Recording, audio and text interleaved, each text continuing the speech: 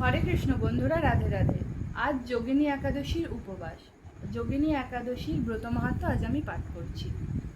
ব্রহ্ম বৈবর্ত পুরাণে আষাঢ় মাসের কৃষ্ণপক্ষের একাদশী ব্রত মাহাত্ম্য যুধিষ্ঠির শ্রীকৃষ্ণ সংবাদরূপে বর্ণিত আছে।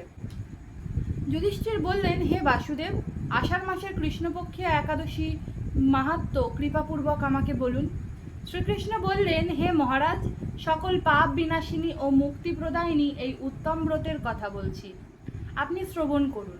আষাঢ় মাসের কৃষ্ণপক্ষীয়া একাদশী যোগিনী নামে খ্যাত। মহাপাপ নাশকারী এই তিথি ভবসাগরে পতিত মানুষের উদ্ধার লাভের একমাত্র নৌকাস্বরূপ। ব্রত পালনকারীদের পক্ষে এটি সর্বশ্রেষ্ঠ ব্রত বলে প্রসিদ্ধ। এই প্রসঙ্গে আপনাকে একটি পবিত্র পৌরাণিক কাহিনী বলছি। অলকানগরে শিবভক্ত পরায়ণ কুবের নামে এক রাজা ছিল। তিনি প্রত্যহ শিব পূজা করতেন। তার হেমামালিনী নামে একজন মালী ছিল। প্রতিদিন শিব পূজার জন্য মানস সরোবর থেকে সে ফুল তুলে যক্ষরাজ কুবেরকে দিত। বিশালাক্ষী নামে হেমামালির এক পরমা রূপবতী পত্নী ছিল। সে তার সুন্দরী পত্নীর প্রতি অত্যন্ত আসক্ত ছিল। একদিন সে তার স্ত্রীর প্রতি কামাসক্ত হয়ে পড়ল। রাজভবনে যাওয়ার কথাও ভুলে গেল। বেলা 2 প্রহর অতীত হলো। অর্চনের সময় চলে যাচ্ছে দেখে রাজা ক্রুদ্ধ হলেন। মালির বিলম্বের কারণ অনুসন্ধানে এক দূত প্রেরণ করলেন। দূত এসে রাজাকে বলল সে গৃহে স্ত্রীর সাথে আনন্দে মত্ত। দূতের কথা শুনে কুবের অত্যন্ত রেগে তখনই মালিকে তার সামনে হাজির করতে আদেশ দিল। এদিকে মালি কুবেরের পুজোর সময় অতিবাহিত হয়েছে বুঝতে পেরে অত্যন্ত ভয় পেল। তাই স্নান না করেই সে রাজার কাছে উপস্থিত হলো। তাকে দেখা মাত্র রাজা ক্রোধবশে চোখ রাঙিয়ে বললেন, রে পাপিষ্ঠ দুরাচার, তুই দেব পূজার পুষ্প আনতে অবজ্ঞা করছিস। তাই আমি তোকে অভিশাপ দিচ্ছি, তুই শ্বেতকুষ্ঠগ্রস্ত হয়ে যা এবং তোর প্রিয়তমা ভার্যার সাথে তোর চিরবিয়োগ সংগঠিত হোক। রে নীচ, তুই এখনই এই স্থান থেকে ভ্রষ্ট হয়ে অধোগতি লাভ কর। কুবেরের এই অভিশাপে হেমামালী পত্নীর সাথে স্বর্গভ্রষ্ট হয়ে দীর্ঘকাল যাবৎ কুষ্ঠরোগে ভোগ করতে লাগলো। রোগের যন্ত্রণায় দিন অথবা রাত্রে কখনোই সে সুখ পেত না। এভাবে শীত গ্রীষ্ম প্রচণ্ড বেদনায় বহু কষ্টে সে জীবনযাপন করতে লাগলো। কিন্তু দীর্ঘদিন মহাদেবের অর্চনের ফুল সংগ্রহের স্বীকৃতির ফলে সে শাপগ্রস্ত হয়েও বৈষ্ণব শ্রেষ্ঠ শিবের বিস্মরণ কখনো হয়নি।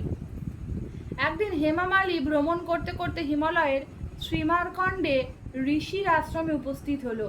কুষ্ঠরোগে পীড়িত সপত্নী হেমামালীকে দর্শন করে শ্রী মার্কেন্ডেয় তাকে জিজ্ঞেস করলেন, তুমি কার অভিশাপে এই রকম নিন্দনীয় কুষ্ঠরোগগ্রস্ত হয়েছ?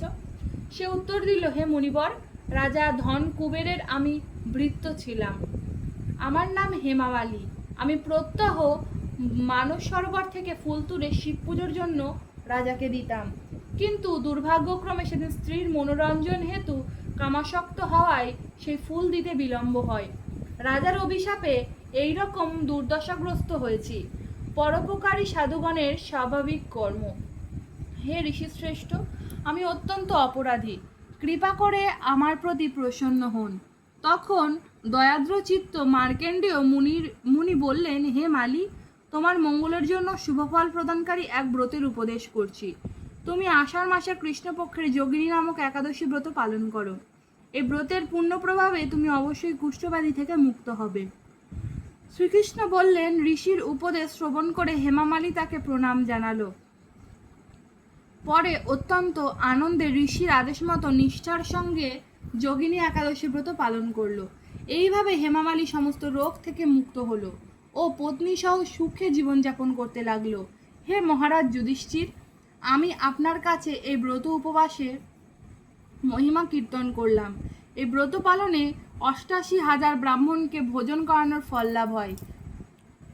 যে ব্যক্তি মহাপাপ বিনাশকারী ও পূর্ণ ফল প্রদায়িনী যোগিনী একাদশীর কথা পাঠ এবং শ্রবণ করে সে অচিরেই সর্বপাপ থেকে মুক্ত হবে।